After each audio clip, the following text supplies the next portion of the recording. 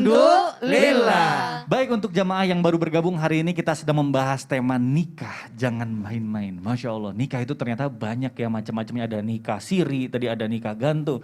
Nah sekarang kita masih membahas mengenai perhara nikah nih. Tadi ada Ustaz Syam belum sempat jawab pertanyaan kita nih. Tentang apa itu? Nah itu mungkin ada jamaah yang baru bergabung juga. Pertanyaannya, dalam Islam apakah boleh melakukan nikah dengan istilah turun ranjang? Nah sebenarnya definisinya bagaimana? Mungkin banyak yang belum tahu nih kaum milenial. Yang belum nikah pasti nggak akan tahu.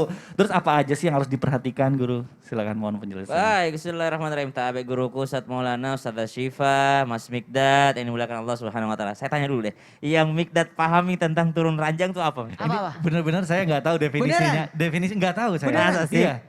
Nikah turun ranjang. Saya baru 2 tahun nikah, jadi belum memperdalami mengenai Tapi nikah. kira-kira yang ada di bayangan Mikdad itu apa? Turun ranjang mungkin kalau iya secara harfiah turun ranjang kita Bisa kayak berpisah. Kalau menurut saya ya, tapi nggak tahu juga. Bisa tempat tidur. Iya bisa tempat tidur gitu. Oh. Atau turun dari lantai satu. Ranjangnya Bukan. dipendekin. ranjangnya. Makanya perlu diluruskan dulu Iya. nih. Apa nih Ustaz? Silakan. Baik, Masya Allah, tabarakallah, masalah peranjangan ya, subhanallah.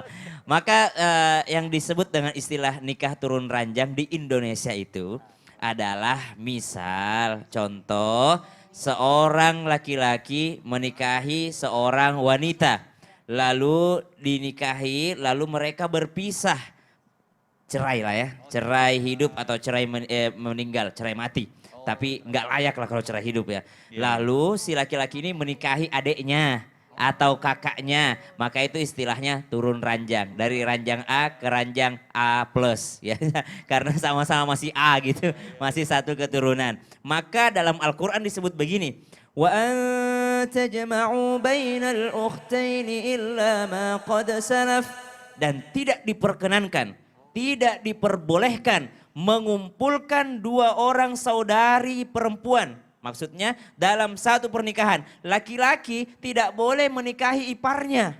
Tidak boleh mengumpulkan kalau dia langsung. Tapi kalau illa ma qad salaf, kecuali yang masa lampau, boleh menikahi. Ada seorang laki-laki namanya A. A menikahi B. B meninggal dunia. B punya adik perempuan B plus. Ya, karena dia tidak mau yang namanya terlepas karena mertuanya baik banget. Betul. Keluarganya baik banget. Udah dianggap anak kandung sama mertuanya, subhanallah, baik banget keluarganya. Lalu dia bilang, saya tidak mau jauh-jauh supaya saya tidak terlepas silaturahimnya dengan keluarga ini, keluarga almarhumah istri saya, maka saya akan menikahi B plus. Istilahnya turun ranjang. Maka subhanallah ini diperbolehkan karena istrinya sudah tiada. Pernikahannya adalah pernikahan masa lampau dengan saudarinya. Tapi kalau masih menikah dengan si B, maka dia tidak boleh menikahi yang lainnya. Istilahnya tidak boleh dia berpoligami dengan saudaranya. Nah, apa yang perlu diperhatikan dalam istilah turun ranjang ini? Yang boleh dinikahi itu adalah iparnya saja atau mantan ipar lah istilahnya, karena udah tidak sama dengan istrinya, mantan iparnya. Kalau mertua itu adalah mahram selama-lamanya.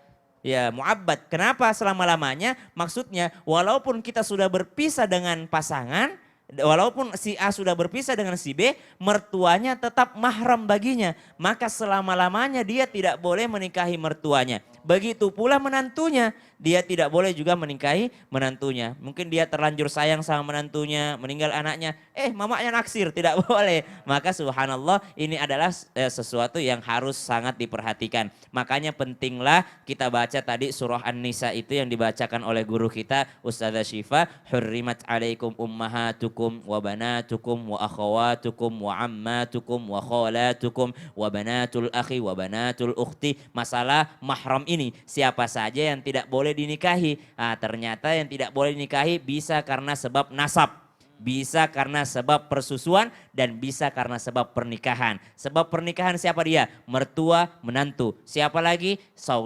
Ipar. Ipar tidak boleh dinikahi selama kita masih bersama dengan pasangan kita. Tapi kalau pasangan kita sudah tiada, maka ipar boleh dinikahi. Wallahu ta'ala a'lam. Waduh, Masya Allah. Alhamdulillah nambah ilmu baru. Jadi tahu tuh. Turun ranjang. Turun ranjang itu Baru apa. tahu. Baik jamaah, kita masih